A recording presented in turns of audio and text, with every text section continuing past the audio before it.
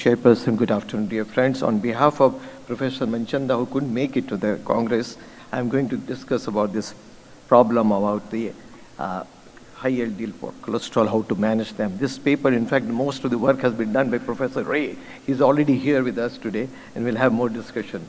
So the early combination treatment for the patients with high LDL cholesterol, we all know about that by the Mendelian randomized clinical trials, prospective study and randomized clinical trials, that if you lower the LDL cholesterol, there is a reduction of cardiovascular events. 1 millimole reduction leads to almost 23% reduction of the cardiovascular events.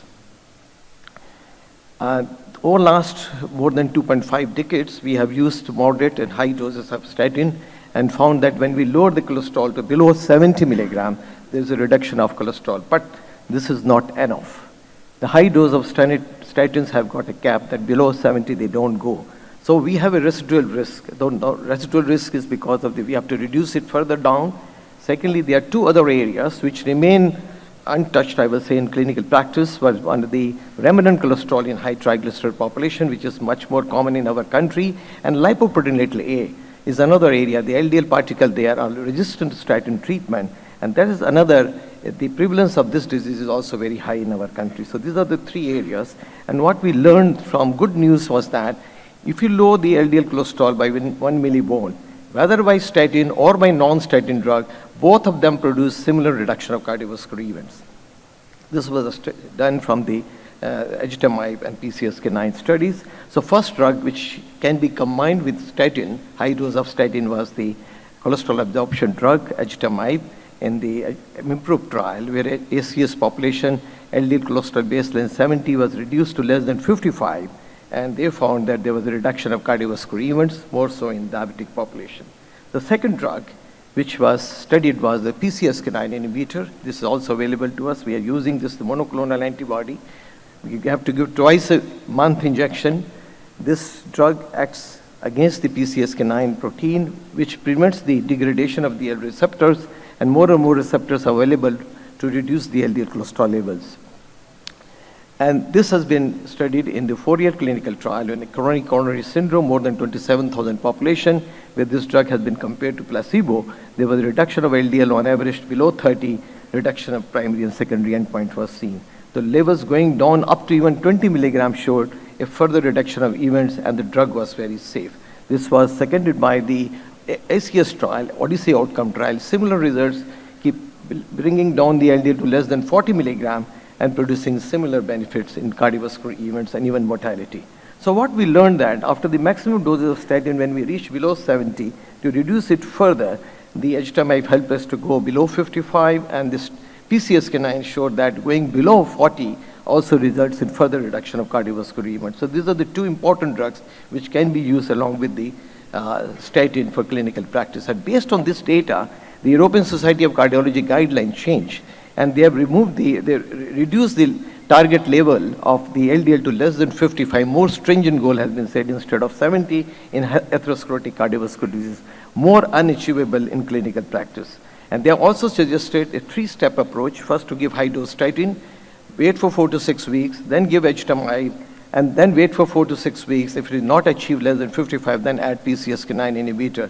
And in this chronology of order of step-based therapy, probably we lose a lot of time in significant number of population. And we have also know that the high dose of statin reduces LDL by only 50%, and if you add the ezetimibe, it reduces by 65%. If you add the PCSK9, it reduces by 85%. So combination treatment is very, very effective in reducing the LDL cholesterol. And Professor Ray's paper, which is a very important paper, Davinci study, where he has clearly shown that in real-time clinical practice, achieving less than 55 was in less than 20% of population. But patients, those who are on high dose of statin and those who are on combination treatment, we could achieve the LDL goal by 65 to 70% of population. So the European Atherosclerosis Task Force and the work by Professor Ray have shown us now that in every patient we should not go for step 3. We can straightway go to only two-step methodology for a patient who has got LDL cholesterol more than 100 or 110, which is not that uncommon in patients with atherosclerotic cardiovascular disease. So instead of giving only high dose of statin, it is always better to give them ezetimibe along with high dose of statin, and then wait for 4 to 6 weeks and look at the LDL. If it is not achieved, then we have a choice now of adding bempedoic acid or PCSK9 inhibitor can be used to. So this is the way we should achieve. Now, to aim is to achieve early goal in high-risk population. This is another paper by Dr. A again, showing that those patients, those who are already on statin and ezetimibe, and they come with acute coronary syndrome, as we said in the guidelines, that those who are extreme high-risk population, we should keep it below 40 LDL cholesterol. And that situation, in index patient, we can add PCSK9 inhibitor as a third drug also. So those extremely high population are the post-ACS patient with polyvascular disease, peripheral vascular disease, and patient with familial hypercholesterolemia, where we need to reduce the LDL cholesterol to below 40 milligram. And alone statin is not enough. We may have to add 3 drugs in this situation. So these are the patients where we have to add combination treatment. Those who are unable to reach the goal, baseline LDL is very high. Statin intolerant patients are not that uncommon, extremely high group population. And finally, the area which remain untouched is the non-HDL cholesterol, which is the TG with remnant cholesterol and lipoprotein little a. These are the component, all 3 are the component of non-HDL cholesterol. We have a drug now, bempedoic acid, which works a step ahead of HMG-CoA reductase and is a very effective drug. Without statin, it can reduce by 25%, and along with ezetimibe by 45%. A good drug only increases uric acid and has got a good glycemic index, unlike statin drugs. This is being tested in clear outcome trial. I think this year we'll get the results. And the second drug, which is again available to us, is inclisiran. It's not there in our country, but FDA approved drug. It is a small interfering double-stranded RNA drug, which is 300 milligram twice a year is the doses which we have to give. Very effective, safe, and well tolerated.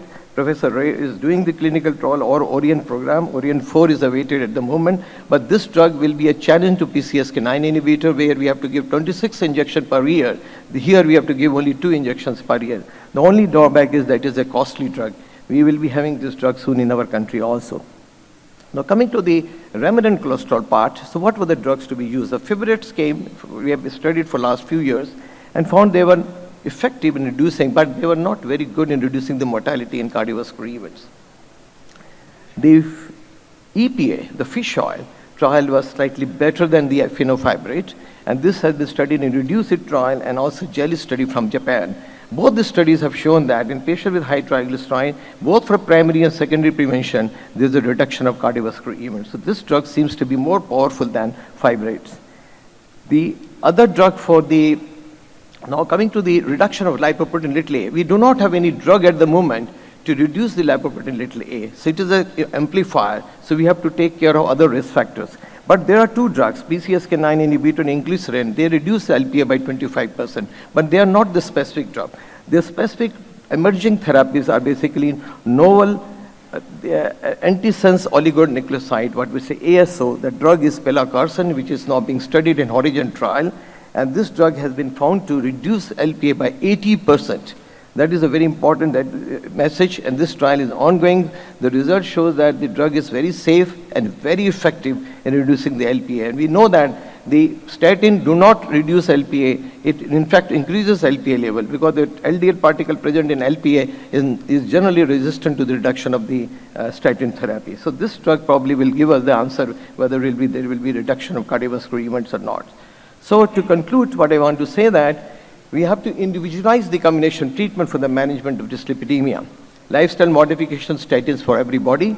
The patient, those who have got residual high LDL or those who are intolerant to statin, we have now 4 drugs available to us, 2 oral ezetimibe and bempedoic acid, the PCSK9 inhibitors, and now we'll be having inclisiran also in our country. So these are the 4 drugs can be used here. The patient, those who have got high remnant cholesterol, those who have got high TG, which is a common problem of our country, their EPA is better than fibric acid, fibrates, and we have also saroglitazole, which can be used in our country. This drug is available and is a very effective drug. High LPA, we have pelacarsen with this. So what I can conclude that management of dyslipidemia, the combination therapy is the best way to go forward. So the slogan is earlier the better, lower the better, longer the better, and now together the better. Thank you very much.